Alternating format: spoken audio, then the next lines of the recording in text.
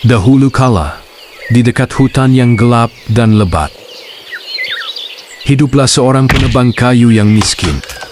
Kedua anaknya, Hansel dan Gretel, dan ibu tiri mereka.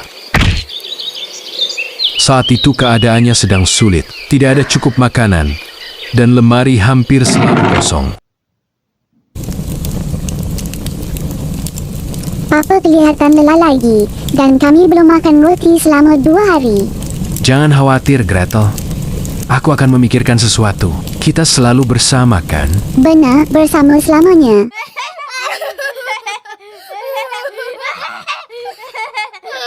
Suatu malam ketika anak-anak seharusnya tidur, mereka mendengar sesuatu yang mengerikan. Kita tidak bisa memberi mereka makan lagi.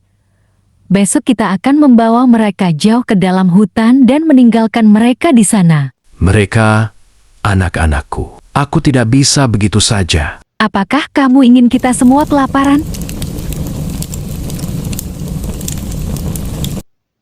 Jangan menangis, saya punya rencana. Keesokan paginya, Hansel menyelinap keluar dan mengisi sakunya dengan kerikil putih berkilau. Ayo jalan-jalan di hutan. Jalan-jalan panjang yang menyenangkan. Saat mereka berjalan, Hansel diam-diam menjatuhkan kerikil di belakangnya satu persatu. Malam itu, orang tua mereka meninggalkan mereka sendirian di dekat api unggun. Tetaplah di sini, anak-anak. Kami akan segera kembali. Namun mereka tidak pernah melakukannya. Bagaimana jika mereka tidak kembali? Jangan khawatir. Cahaya bulan akan menunjukkan jalan kepada kita. Dan begitulah yang terjadi. Kerikil itu bersinar seperti bintang-bintang kecil yang menuntun mereka pulang. Namun ibu tirinya sangat marah. Beberapa hari kemudian, dia mengeluarkannya lagi. Kali ini, Hansel tidak punya waktu untuk mengumpulkan kerikil. Sebagai gantinya, ia menggunakan rema-rema rotinya. Namun burung-burung mengikutinya, melahap semuanya. Mereka sudah pergi. Jejaknya sudah hilang. Apa yang kita lakukan sekarang? Kita terus berjalan bersama.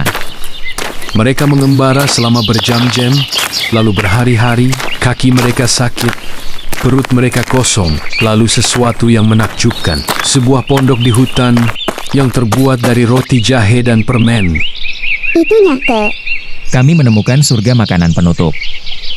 Mereka menggigit cicit dinding, mencabut tongkat permen dari jendela, dan menjilati lapisan gula dari atap. Tiba-tiba, pintu berderit terbuka. Siapa yang menggigit rumahku? Saya, maafkan saya, kami lapar. Masuklah, rusa-rusa kecil. Anda pasti kelaparan.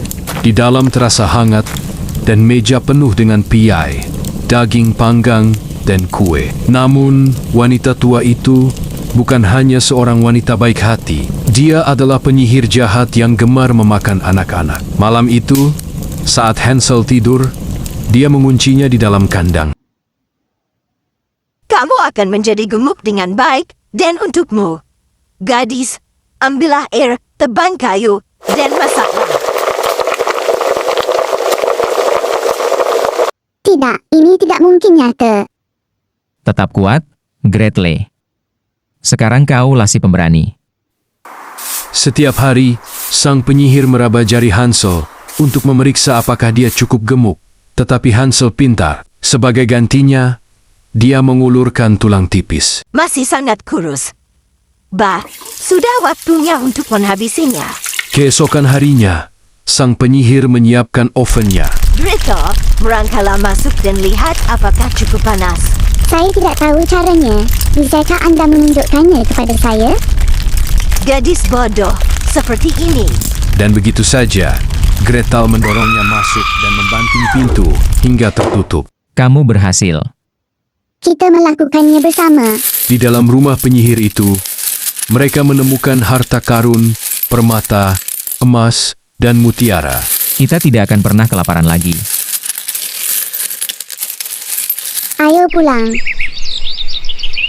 Hutan kali ini tampak tidak terlalu menakutkan. dan akhirnya mereka sampai di rumah. Ibu tiri mereka telah tiada. Si penebang kayu memeluk mereka erat. Maafkan aku, anak-anakku. Aku lemah dan aku merindukanmu setiap hari. Tidak apa-apa, ayah. Maka Hansel dan Gretel yang lebih bijaksana, lebih berani, dan lebih kuat dari sebelumnya, hidup bersama ayah mereka dengan damai dan tidak mengenal kelaparan lagi. Mereka telah menghadapi kegelapan, menipu kejahatan, dan menemukan jalan pulang.